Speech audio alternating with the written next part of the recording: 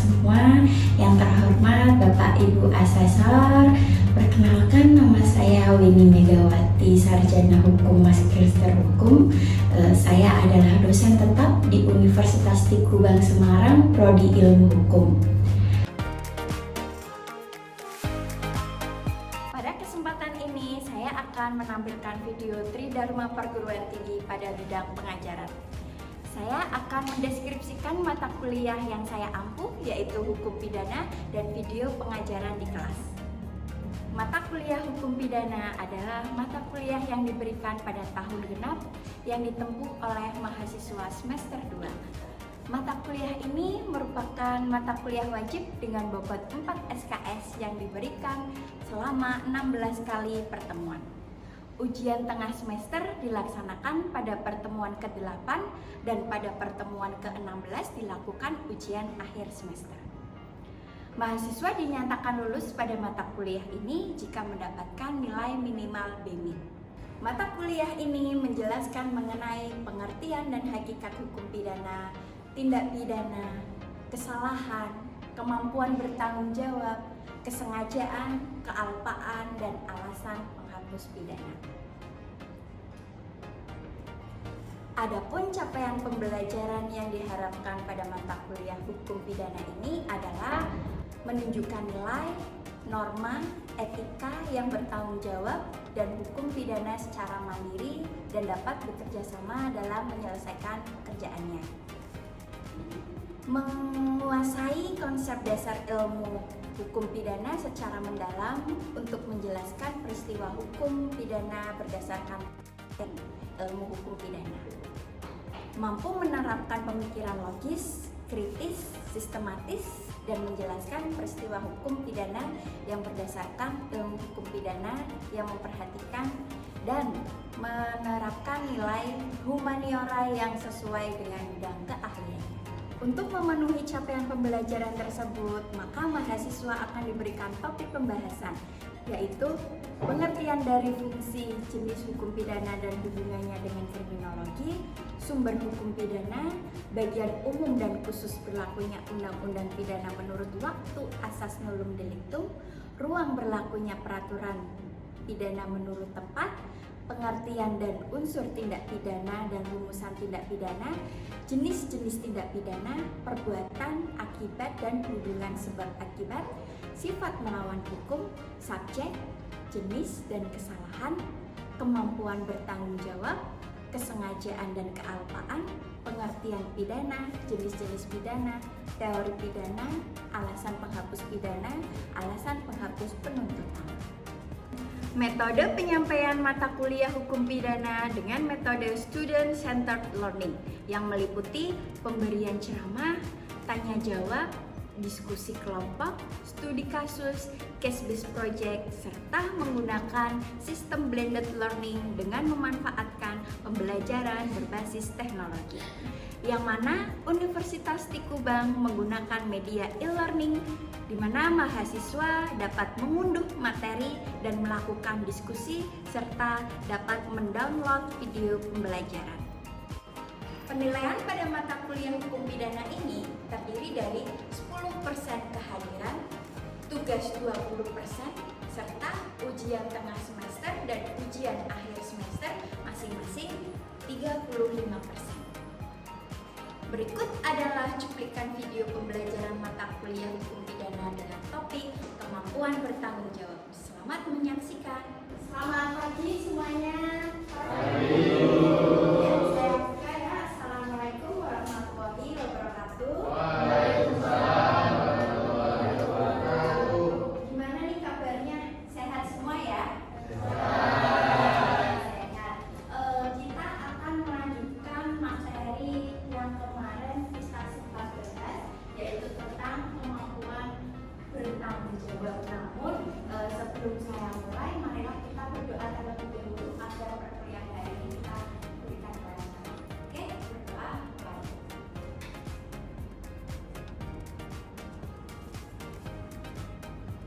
Oke, terima kasih. Kita mulai ya. Jadi di sini kita akan membahas terkait kemampuan bertanggung jawab. Kalau di dalam hukum pidana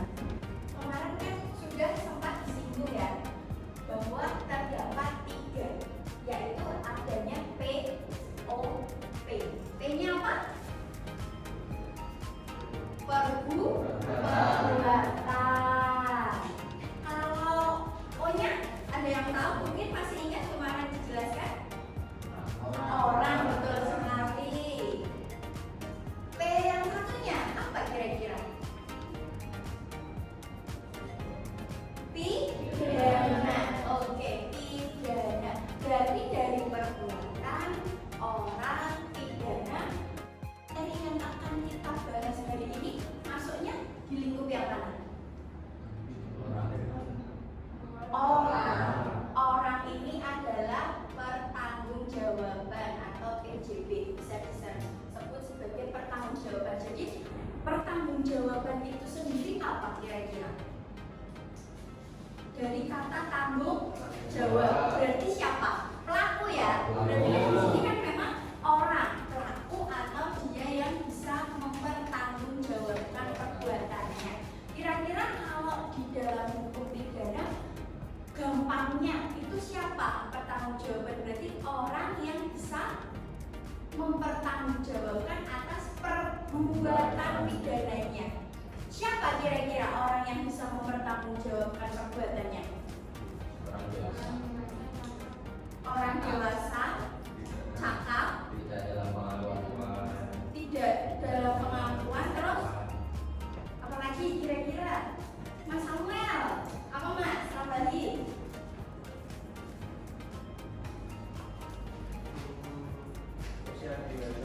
Iya.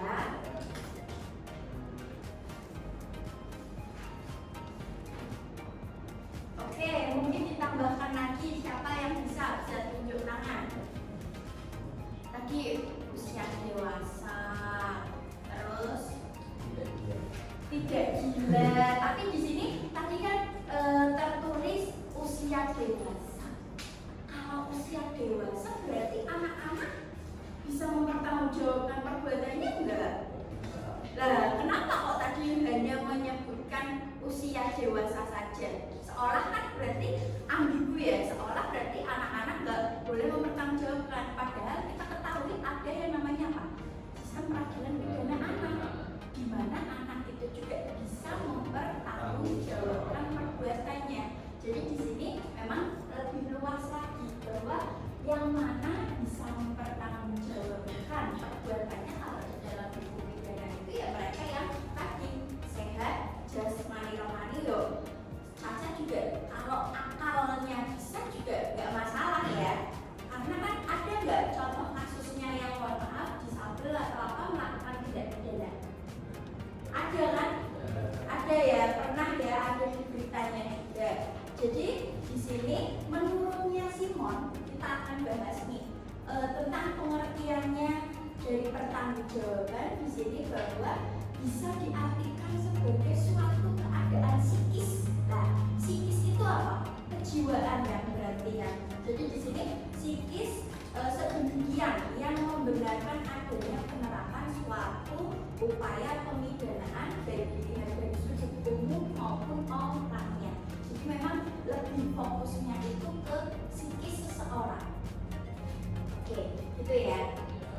Jadi di sini juga selanjutnya dikatakan bahwa orang yang mampu bertanggung jawab itu jika jiwanya sehat. Jadi memang fokusnya itu lebih ke jiwanya dia. Karena yang namanya perbuatan atau melakukan suatu tindak pidana itu kan harus apa? Sehat jiwanya kan?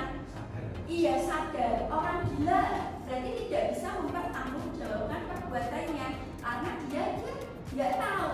Nah, dia aja nggak sadar ya bahwa mungkin banyak kan yang berkeliaran di jalan-jalan itu apakah sudah ada yang nggak pakai busana. Berarti kan rasa malu, takutnya sudah tidak ada. Betul. Kita lanjut ya. Sampai sini kira-kira bisa dipahami ya pengertian dari pertanggungjawaban ini juga selain dari pengertiannya Simon juga ada pengertiannya dari Van Hammel. Terus ada dari berdasarkan MTT memori Van Tolkien. Di sini ada yang bawa KUHP enggak? Ada ya. Oke. Di situ di dalam KUHP itu mengenal adanya, coba dibuka pasal 44. Pasal 44 KUHP. Nanti dalam memori penjelasan MVT ini menjelaskan bahwa pengertian kemampuan bertanggung jawab itu dalam hal ia tidak kebebasan untuk memilih antara berbuat dan tidak berbuat mengenai apa yang dilarang atau diberitakan oleh undang-undang. Jadi memang di sini yang dikatakan sebagai perbuatan pidana itu adalah apa yang sudah diatur di dalam KUHP. Itu kan disebut kalau diatur di dalam KUHP dia melakukan perbuatan tersebut, berarti artinya dia apa? Iya, perbuatan melawan hukum dan harus mempertanggungjawabkan perbuatannya itu. Oke, berarti sampai sini ya. Oke, nah di sini tadi coba yang saya tadi suruh buka pasal 44 KUHP. Bisa dibaca coba Mas Alvin. Pasal 44 satu penjawab melakukan perbuatan yang tidak dapat dipertanggungjawabkan padanya karena jiwanya cacat dalam pertumbuhan atau terganggu karena penyakit tidak dipidana. Oke, jelas ya. Di sini juga di dalam pasal 44 KUHP juga menjelaskan bahwa fokusnya itu pada kejiwaannya. Jiwanya ada cacat dalam tubuhnya atau terganggu jiwanya karena penyakit itu tidak bisa dipidana. Nah, di sini merupakan suatu keadaan biologi si pembuat. Jadi di sini itu pembuat itu ya pelakunya, gitu ya. Pelakunya itu tidak punya kebebasan kehendak. Kehendak itu keinginan untuk melakukan suatu perbuatan itu. Jadi di sini alasan untuk menjadi tidak dipertanggungjawabkan si pembuat adalah terkait perbuatannya, karena dia tidak punya kehendak. Kehendak itu arti lainnya apa? Niat. Kalau ada niat pasti nanti akan ada unsur apa?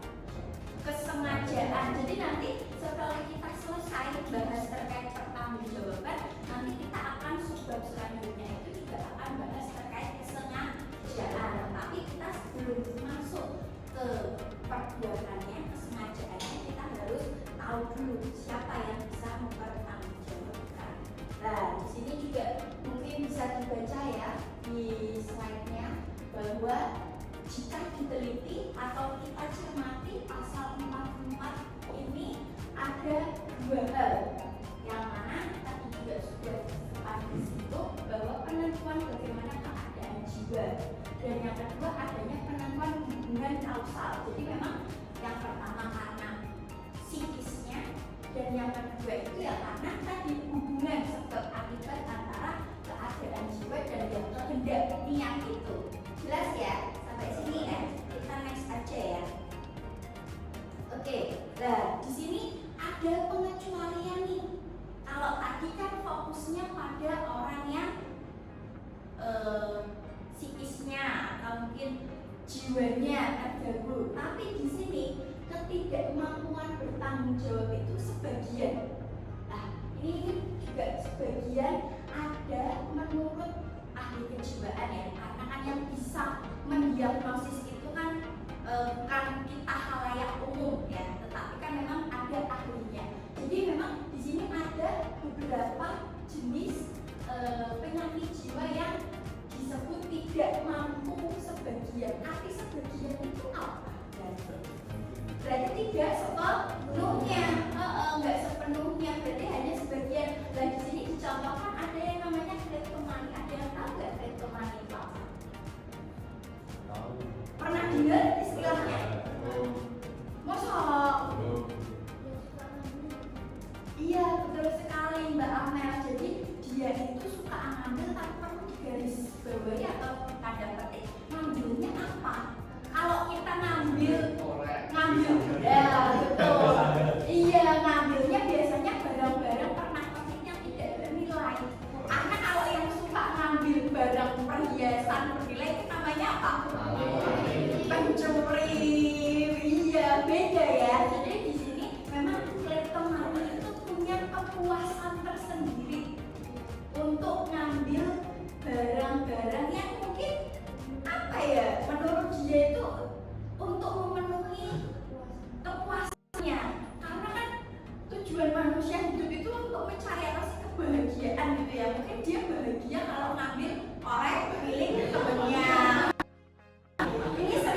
Jadi nih ya, di kalangan para cowok-cowok ya kalau suka ngambil korek, oke. Lah, berarti di sini itu enggak. Saya mau tanya nih, apakah berarti orang yang punya penyakit kleptomania itu bisa bebas dari tuduhan atau dari perbuatan pidana atau dari tindak pidana? Bisa bebas. Karena ini judulnya tadi sebagian gitu ya, ketidakmampuan bertanggung jawab untuk sebagian. Gimana nih? Kira-kira kayak kleptomani. Terus ini kalau piromani itu apa? Pernah dengar atau baru? Jadi di sini memang ada penyakit jiwa yang suka membakar. Jadi kayak pernah nonton film nggak? Ada kan filmnya kan? Apa judulnya mas? Iya, kayaknya kan pernah ada suatu film bahwa punya kepuasan tersendiri kalau dia sudah membakar rumah gitu ya. Bakar apa? Ya, jadi memang ini adalah suatu gangguan atau kelainan penyakit jiwa suka membakar tanpa alasan sama sekali. Kepuasan kembali lagi sama seperti kleptomani, hal tersebut ini itu merupakan sebuah kepuasan atau enggak di sini ada yang namanya penyakit jiwa yang berupa ketakutan untuk berada di ruang yang sempit. Ada nggak di sini teman-teman yang merasa takut dengan ruang yang sempit? Enggak ya, berarti normal semua ya. Oke, terus di sini juga yang paling menakutkan ini kan bisa sampai kalau udah kadarnya mungkin tinggi mungkin bisa sampai gila gitu ya, yaitu penyakit yang berupa perasaan senantiasa dikejar-kejar oleh musuhnya, kayak dia itu takut terus. Gejala awalnya kan pasti orang yang mungkin cacat jiwanya itu kan karena halusinasi, merasa takut, dikejar-kejar, betul lah. Itu tuh kira-kira mungkin banyak faktornya ya. Seseorang itu mempunyai cacat kejiwaan seperti ini. Jadi di sini kalau orang-orang di sini melakukan tindak pidana, kira-kira mendapat keringanan tidak? Iya. Sebagai bahan pertimbangan buat pengadilan. Oke, sebagai bahan pertimbangan. Mas Arif, ada masukan lain? Menurut saya kan yang dimaksud bertanggung jawab sebagian, contohnya kayak kleptomani itu kan kalau misal dia mencuri mungkin diampuni, tapi kalau dia melakukan pencabulan dan lain-lain yang tidak berhubungan dengan itu kan dia tetap dipenjara, jadi nggak bisa dijelaskan. Oke, betul, tepat sekali. Jadi yang apa dikatakan Mas, yang ditambahkan sama Mas Arif itu betul. Betul juga tadi yang disampaikan sama Mas Samuel, tapi kan dilengkapi sama Mas Arif. Jadi memang betul. Karena di sini para yang mungkin yang mengalami gangguan ini ya, namanya penyakit kejiwaan ini itu bisa mempertanggungjawabkan asalkan apa? Perbuatannya itu di luar dari penyakitnya. Kalau misal ya tadi kleptomani dia melakukan pencabulan, pemerkosaan, pembunuhan, kan sehat toh jasmaninya. Dia bermasalah hanya suka ngambil yang benda-benda kecil itu. Lah, terus juga yang sama tadi seperti yang punya gangguan kejiwaan yang lainnya. Jadi memang di sini hanya khusus. Nah, di sini juga sudah dijelaskan nih. Namun jika melakukan perbuatan di luar dari penyakitnya, tetap dapat dipertanggungjawabkan perbuatannya. Sampai sini ada pertanyaan tidak? Belum ya? Jelas ya? Berarti jelas ya? Oke, kalau jelas kita lanjutkan. Ya, di sini kekurangan kemampuan untuk bertanggung jawab.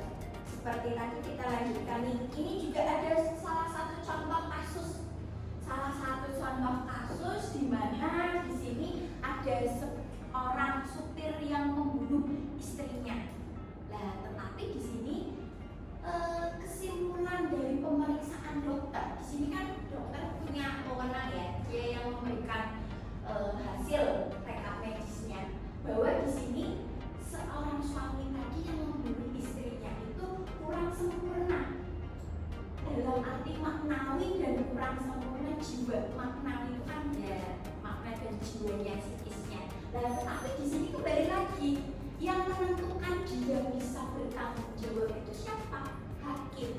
Nah, tapi di sini dengan keyakinan, karena hakim itu kan punya keyakinan ya dalam memutus suatu perkara. Dia itu di sini namun hakim itu mempunyai keyakinan tersendiri. Nih, hakim PN malah tidak memperhatikan hasil pemeriksaan dan memberikan pertimbangan antara lain meskipun terdakwa menunjukkan rusaknya tadi psikis jiwanya, hal ini tidak dapat memberi dari pidana orang karena yang kejahatan itu dianggap sebagai rusaknya maknawi. Jadi memang perbuatannya dia kayak takutnya memang sudah ada niatan. Banyak kan ya kasusnya ya, baru-baru ini juga ada kan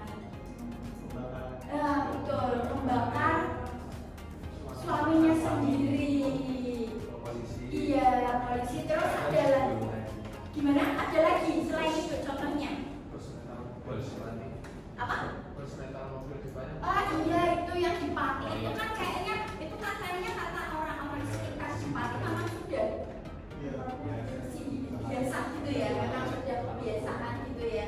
Ngeri ya, memang seperti itu. Lah, iya, jadi di sini kembali lagi tergantung keyakinan hakim bahwa di sini pun ada hakim tetap menjatuhkan.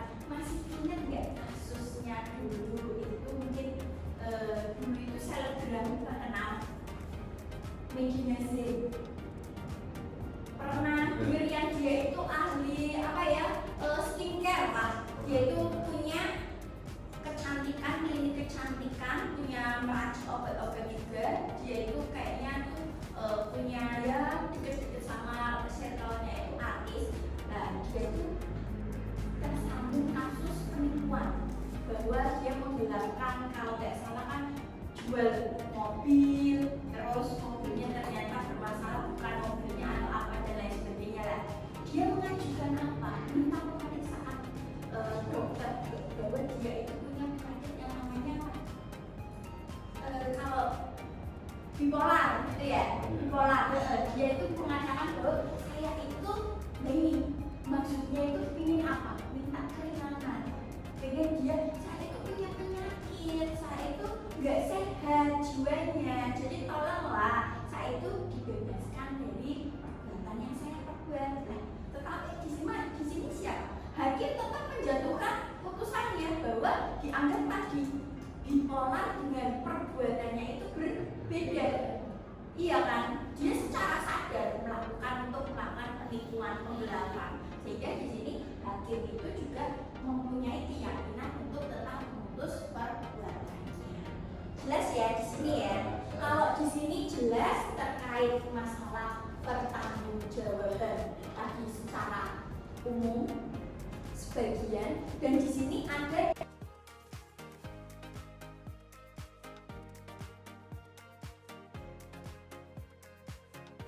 bertanggung jawab. Di sini saya mau diskusi nih, diskusi kecil ya, dibagi menjadi kelompok sini sama sini terkait tentang coba pandangan kalian mengenai hal makhluk.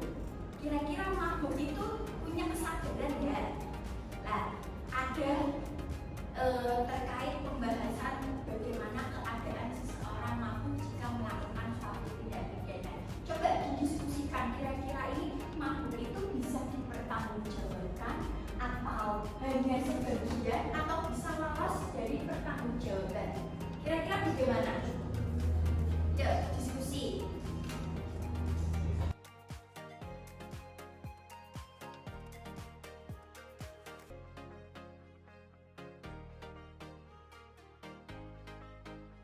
Oke, sudah cukup ya mungkin waktu diskusinya. Kira-kira siapa nih yang mau memaparkan hasil diskusinya? Iya, Bu. Oke, Mas Arif, silakan Mas Arif. Setelah kami berdiskusi, orang makhluk itu bisa dipidana. Alasannya? Alasannya dari yang kami baca, selain karena sebelum ke alasan mabuk itu menurut kami itu kan perbuatan yang disengaja, beda banget dengan cacat yang lain.